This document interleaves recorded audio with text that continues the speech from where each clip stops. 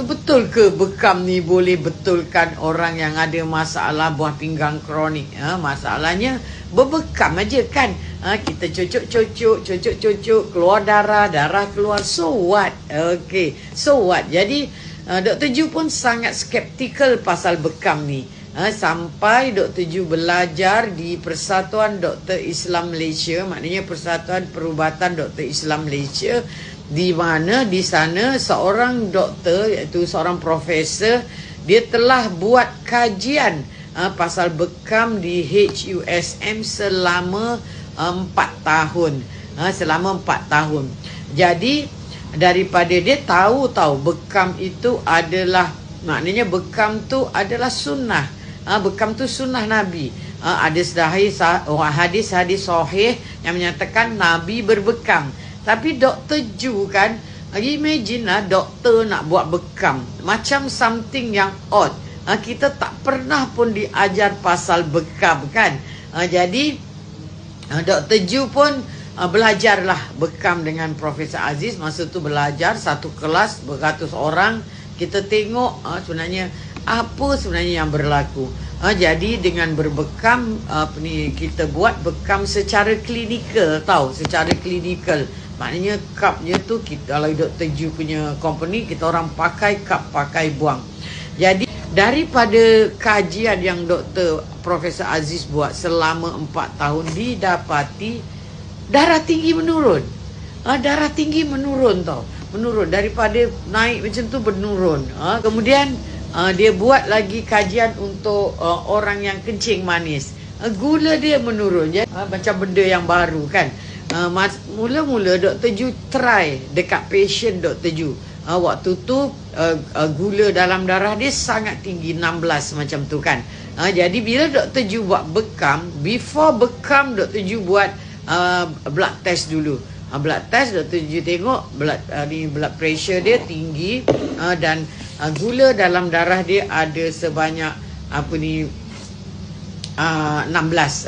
Lepas tu Dr. Ju bekam. Bila dia bekam, dia turun dia turun kepada 14, ataupun dia turun, ada banyak juga, ada yang daripada 8 kepada 6, maknanya ada yang 11 kepada 8. Macam, ya Allah, betul lah benda ni. Dr. Ju tengok betul. Dan bila orang yang ada masalah macam tu, Dr. Ju okeylah, kencing manis okeylah, tak apalah kan. Memang dia pun menunjukkan penurunan kan. Tetapi Dr. Ju nak try pula kepada pesakit-pesakit yang ada masalah chronic kidney failure. Chronic kidney failure yang dikatakan, maknanya chronic kidney failure tu dia punya creatinine dia very high. Jadi Dr. Ju selalunya akan cek dulu hemoglobin pesakit itu. Kalau hemoglobinnya 10 ataupun below 10, Dr. Ju akan inject Recomon. Sebenarnya dia below 10 dia tak boleh buat bekam. Jadi Dr. Ju pun cek dulu bloodnya. Kalau bloodnya more than 10, Dr. Ju bekamkan. Dan selepas beberapa bulan didapati kreatinin diorang drop, urea diorang drop. Dr. Ju sangat-sangat suka perubahan ini. Jadi Dr. Ju teruskan, Dr. Ju percayalah pada apa yang berlaku dalam bekam. Sebenarnya kan Dr. Ju nak tahu juga dalam bekam ni apa sebenarnya yang berlaku. Kenapa gula boleh drop? Kenapa BP boleh drop? Kenapa kreatinin boleh drop? Kenapa urea boleh drop? Even kolesterol pun boleh drop. Sebenarnya apa yang berlaku dengan berbekam adalah, bekam ni sebenarnya dia ada 25 teori. Banyak sangat teori, tetapi semuanya hanya tinggal teori. Diorang buat kajian, masih tak jumpa lagi puncanya.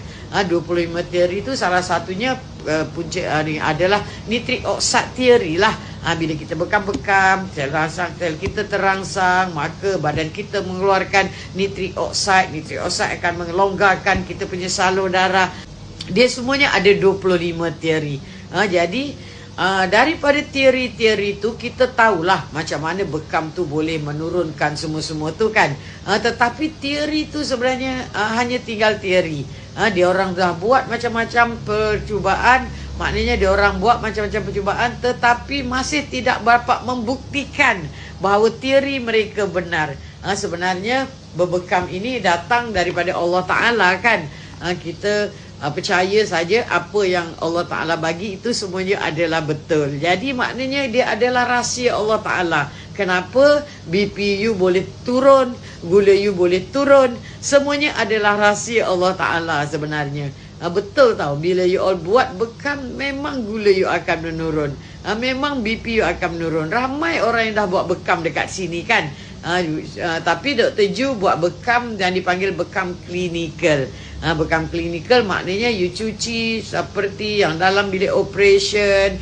Kemudian you bekam pakai cup, pakai buang. Cup tu pakai buang. Maknanya bila you dah pakai, you buang. Bila you dah pakai, you buang. Macam tu saja.